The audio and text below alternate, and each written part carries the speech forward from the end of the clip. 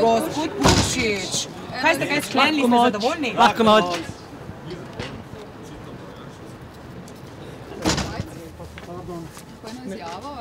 Dogovorili smo se, da bo predsednik dal. Je pa stranka dokaj enotna, ali kaj v svojih pogledih, kaj ste videli? Dobesedno, tako kot ste rekli. Dokaj, torej ne. Ne, tako kot ste rekli, popolnoma enotni, zato je nekoliko, sicer dlje trajala seja izvršilnega odbora, ampak dokončni sklepi so enoviti. In to je? Boste izvedeli od predsednika. Hvala. Kako se? Zdaj se že nismo glede drugemu odgovor, simpate. Se rekel, sem po lepo vseh navadil in tako.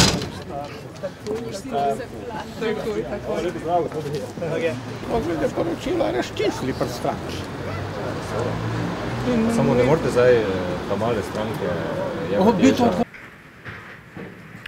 Zdaj pa tečejo vseh 5. Dobro, jaz bi poskušal predstaviti razmišljanje Slovenske ljudske stranke v zvezi s tem, kar se je dejansko zgodilo.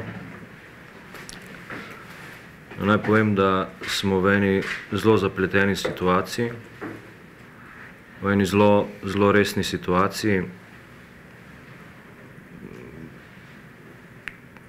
Res težke situacije. Zdaj bom še enkrat povedal, kar bi sam storil v trenutku, če bi sam dobil takšno poročilo protikorupcijske komisije, kot sta ga dobila predsednika dveh največjih parlamentarnih strank. Ker se mi zdi to pomembno, da še enkrat ponovim.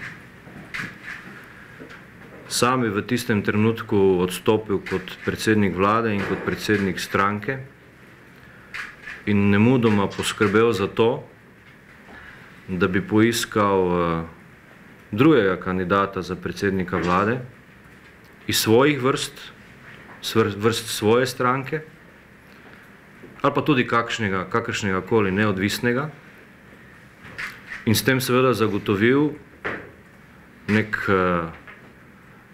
normalen prehod in zagotovil politično stabilnost vladanja, vodenja te države v teh zelo zapletenih časih, ko imamo na ulicah ljudi, ki so nezadovoljni, ko imamo na ulicah ljudi, ki so nezadovoljni zaradi tako imenovanih skorumpiranih politikov. In o tej točki se danes pogovarjamo.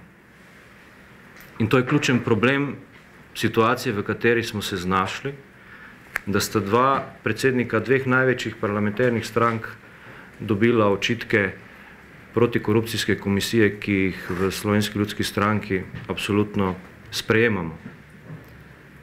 In spoštujemo inštitucije pravne države in spoštujemo tudi to poročilo, ta poročila, obe poročili, če hočete, Komisije za preprečevanje korupcije. Vi veste, kako se je Slovenska ljudska stranka nedolgo tega odzvala na podobno poročilo, ki jo je dobil eden od naših članov, drugi največji župan v tej državi, ko smo sprejeli odgovornost in nemudoma ukrepali tako, kot mislimo, da je prav in kot bi morala vsa politika v tej državi tudi ukrepati. Načelno, dosledno, tako kot smo to počeli praktično ves čas mojega predsednikovanja v tej stranki. Mislim, da smo dokazali z dejanji, velikokrat tudi takimi, ki niso bili enostavne, ki niso bili preprosti, da znamo potegniti odločno potezo in odrezati tisto, kar ni prav, in peljati neko politiko, ki jo po moji oceni v teh težavnih trenutkih ta država tudi potrebuje. Žal še nismo prišli do nivoja, da bi politiki sami znali presoditi, kdaj je čas, ko se je potrebno sam umakniti. Jaz moram reči, da sem osebno naveličan tega, da moram vse skozi, praktično mesečno, nekoga metati iz politike. Zato, ker sam ne zna presoditi, kdaj je pravi čas, da se reče hvala lepa, storil sem vse, kar je bilo mogoče, dokazal bom, da sem nedolžen. In tokrat je ena od koalicijskih strank, v tem primeru Slovenska ljudska stranka, seveda pred zelo odgovorno nalogo in v bom rekel, zelo nezavidljivem položaju. In se sam osebno čutim blazno odgovornega za to, kaj bo se zgodilo v tej državi jutri, kaj se bo zgodilo pojutrišnjem in v dnevih, ki prihajajo. Verjamem, da bi odločitve, ki bi jih sam sprejemal in ki bi jih sprejemala ta stranka v kakšnem drugem času, seveda bile bistveno enostavnejše in ne bi razmišljali niti 5 minut. Naj v tej točki povem tudi to, da sem razočaran in se mi zdi nekorektno, da koalicijska partnerica, v tem primeru največja naša koalicijska partnerica, Slovenska demokratska stranka, ki ima problem, ki ima velik problem z tem poročilom, postavi eno svojo koalicijsko partnerico v položaj, ko bo ta odgovarjala za vse posledice v tej državi, ni pa kriva ničesar. Mi nimamo problemov z poročilom, da bi jaz kot predsednik ali kdorkoli v tem trenutku bil na prangeru poročila, ki ga je dala Komisija za preprečevanje korupcije. Mi smo dokazali, da ta poročila spoštujemo. Ni bilo enostavno. Ni bilo enostavno.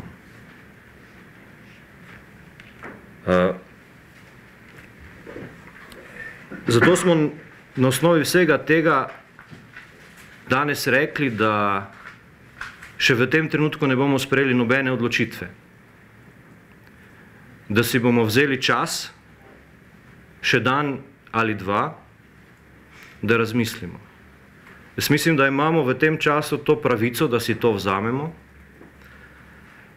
In bom to argumentiral samo z enim podatkom. Vi se boste spomnili, ko smo sestavljali vlado, ste od nas seveda upravičeno zahtevali v tistem dolgotrajnem procesu sestavljanja vlade, da vlado sestavimo čim prej. Ker so časi bili takšni, kakršni so bili. Zato zdaj v tem trenutku od mene težko pričakovati, da bom kar tako rekel, danes pa ni več vlade.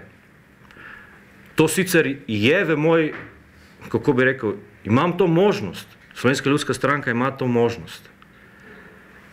Potegne potezo, reče, danes gremo ven, jutri nimamo več vlade. Nimamo pa možnosti in moči, da bi predlagali že, ampak da bi realizirali neko rešitev za posledice, ki bodo nastale potem, ko vlade ne bomo imeli več. Zato pravim še enkrat, si bomo dovolili vzeti čas za razmislek, glede na situacijo, v kateri smo. Hkrati pa s tem dajemo tudi čas, v tem primeru največji koalicijski stranki in seveda tudi največji parlamentarni stranki, da še enkrat razmislita, ali je stališče, ki sta ga sprejeli včeraj, ki je zame bilo šokantno, pravilno, ali je to prava pot za to Slovenijo, ali so to prave politične manire za to Slovenijo in ali lahko pričakujemo, da bodo državljani te Slovenije takšni politiki sledili. Jaz težko dvomim, da bodo. Moj prva odziv je bil, da smo na razpotju. In še vedno trdim, da smo na razpotju. In jaz vas prosim vas, novinarje, v tem trenutku, da, pa tudi slovensko javnost, ne nazadnje, da vendarle date politiki čas še dan, dva, mogoče 3, da temeljito razmislimo, kako naprej. In damo možnost tudi tistim, ki imajo v tem trenutku, verjamem, velike težave, da še enkrat razmislijo, ali je bila ta odločitev, ki so jo sprejeli, pravilna. Jaz trdim, da ne. Včeraj je namreč ustavna večina, praktično ustavna večina v Državnem zboru, praktično, ne pravno formalno, ukinila Komisijo za preprečevanje korupcije.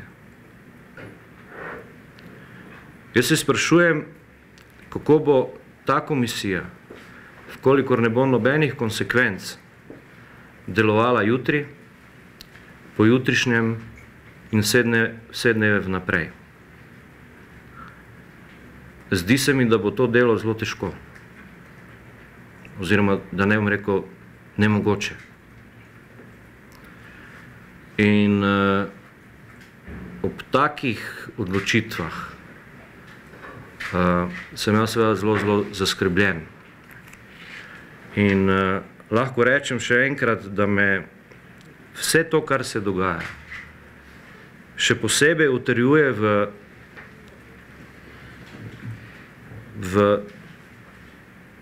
kako bi rekel, v prepričanju, da sem to, kar sem storil in napovedal mojo nekandidaturo na kongresu, mimo grede kongres bo 2. marca, danes smo sprejeli sklep na izvršilnem odboru, da je ta odločitev bila hudičevo pravilna. Hudičevo pravilna. Želim pa si, da bomo vendarle vsi skupaj v teh prihodnjih dneh ljudem znali pokazati, da vsi skupaj nismo povampirjeni, skorumpirani politiki. Ampak zato nam prosim dajte, vsaj meni, nekaj časa. Hvala lepa. Je to nek ultimat Janši in gospodu Jankoviču, da naj vendarle odstopiti, mislim, skratka potegnete te poteze, ki se od njih pričakujejo. In do kdaj dajete ta čas? Ne vem, do podelka? In kaj boste potem vi storili, če teh potez ne bo? Ker on je menda tudi vam dal čas. Včeraj se je izrazil v nekaj urah, da želi odgovor na to, a ste pripravljeni resno sodelovati.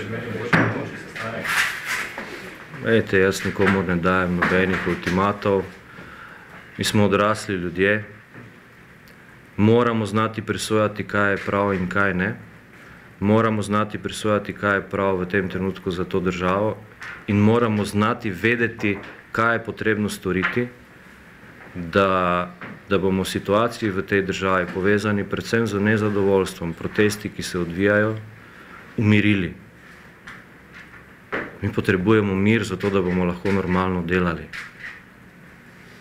Mi potrebujemo zaupanje en v drugega. Brez tega je nemogoče funkcionirati. Jaz sem minister za gospodarstvo.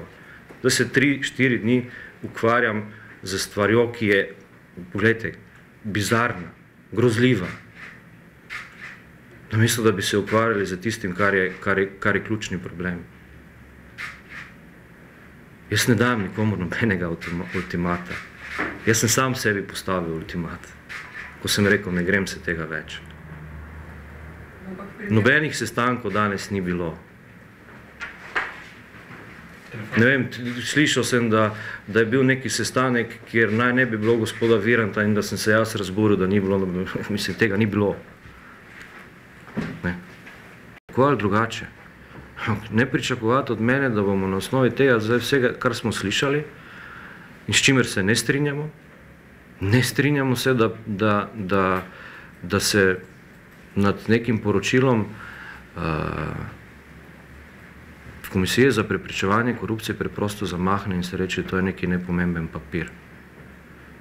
Ob tem pa bom rekel, vse to, kar sem jaz slišal, nekih argumentiranih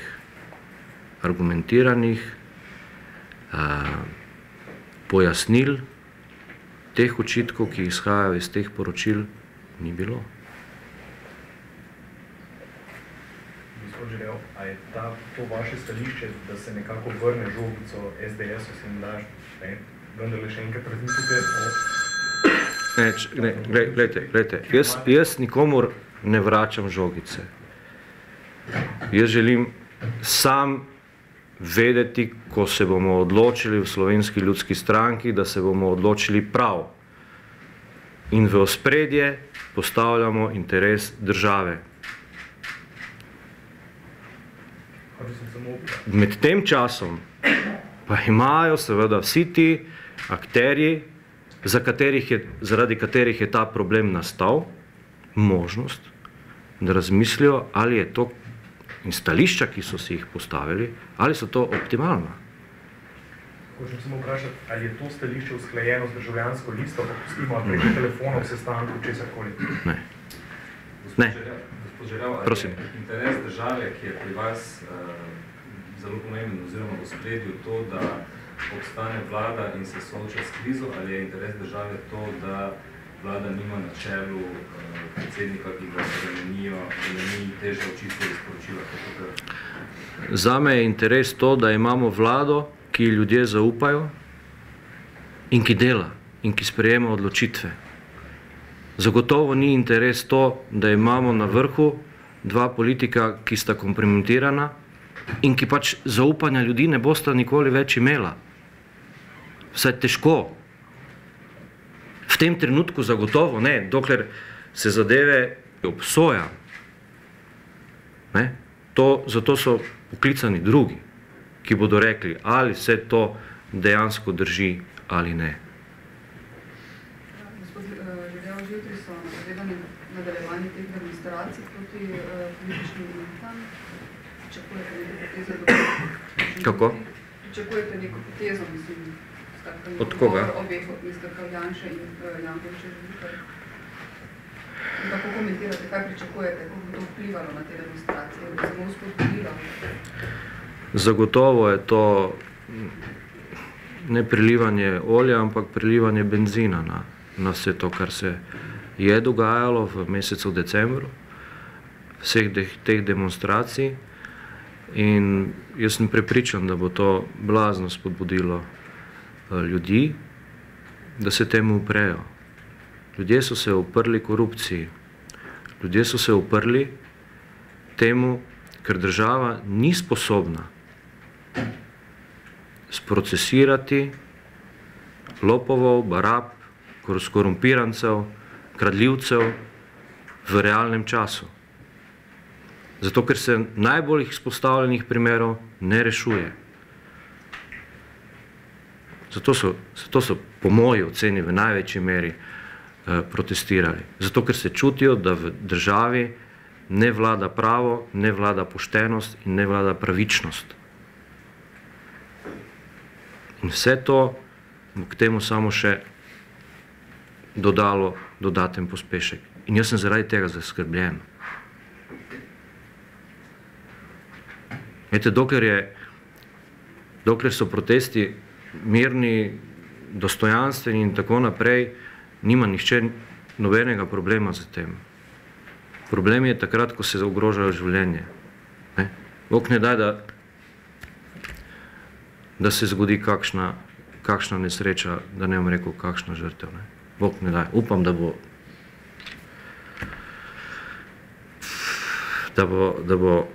bo zadeva mirna. Ampak to ni dobra popotnica, zagotovo ne za to situacijo. In tudi iz tega razloga je razmislek potreben.